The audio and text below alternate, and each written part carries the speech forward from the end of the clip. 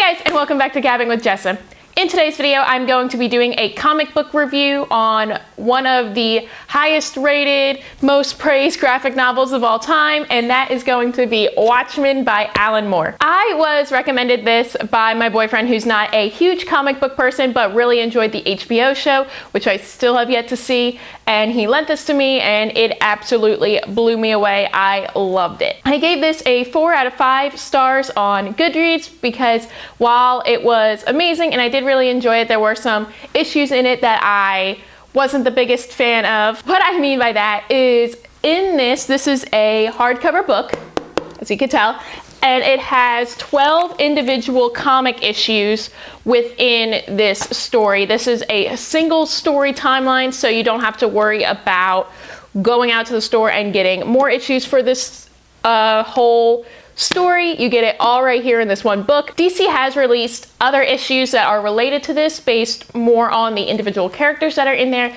And while they do relate to the story, they're not something that you need to get. I personally haven't read them yet to know what is going on within this story. If you are interested to see what my individual star rankings are for each of the 12 different issues, I have a link in my description that is to my League of Comic Geeks online, and I will have the individual stars right there as well. But just to give you a little reference point, I did give 6 out of the 12 issues 5 stars, and that was issue number 2, 4, 6, 9, 11, and 12.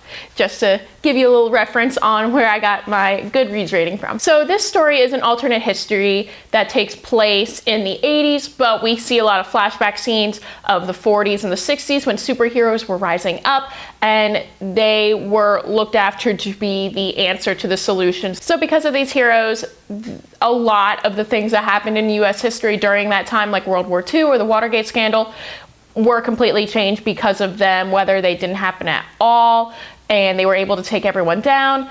It's just what happened during that time period. But now we are on the verge of World War III in the 80s with the Soviet Union, and our heroes are either retired, the ones from the olden days are either retired, or caped vigilantes are actually outlawed in this time. This story explores the different moral dilemmas that each of the individual characters face. A lot of the issues are kind of, you'll have one issue that's completely focused on one of the characters, whether that be in flashback scenes, learning about who they are, why they are, or just a main story about them. The reason why we get to this point is that one of their fellow retirees has just been murdered, and now they are suspecting that there is some kind of a plot to get all of the retired superheroes as well. The graphics in this are absolutely stunning. I loved just looking at them, staring at them. Sometimes I forget to even read because I'd just be looking at the pictures the whole time.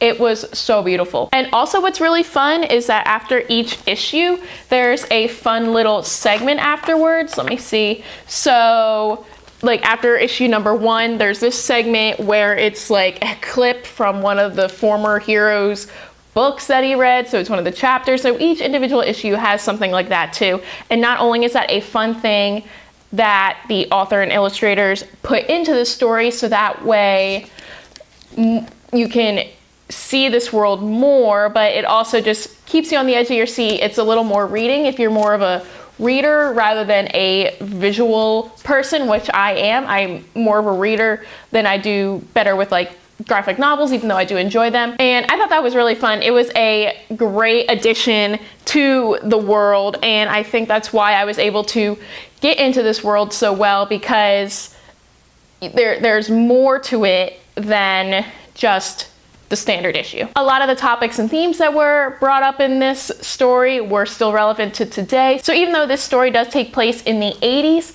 I was still able to connect to some of the characters about what they were feeling, why they made certain decisions, and everything like that, just because it's something that you can read at any point in time and probably have some kind of a connection to. I think why I gave certain issues maybe 4 or 3 stars was because sometimes there was a lot going on and I couldn't really understand it.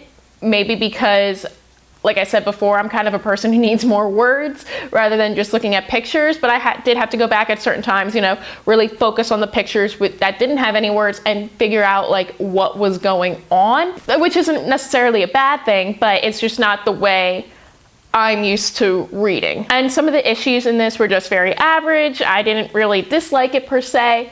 Like I said, I might have given it 3 stars, but that doesn't necessarily mean I didn't like it. It was just very average to me. It didn't seem like it added too much while, you know, still playing into the story, but also, I don't know, some of them, they just didn't hit me as much as I feel like they might have hit other people, but that again is up to your discretion. Overall, I really don't have major complaints about this. I thought it was an amazing graphic novel that everyone should read. It has been studied in college classes. Like, it is something that is not just your average, you know, comic book graphic novel. It is something that people continue to look at to this day. And I think that's absolutely amazing that there's still people out there that find the importance of comic books and graphic novels, that they need to study, that they're more than just, you know, people in capes and masks that go running off. There is more to them than what meets the eye, and I really like that, and it's why I'm trying to get more into comics and graphic novels to see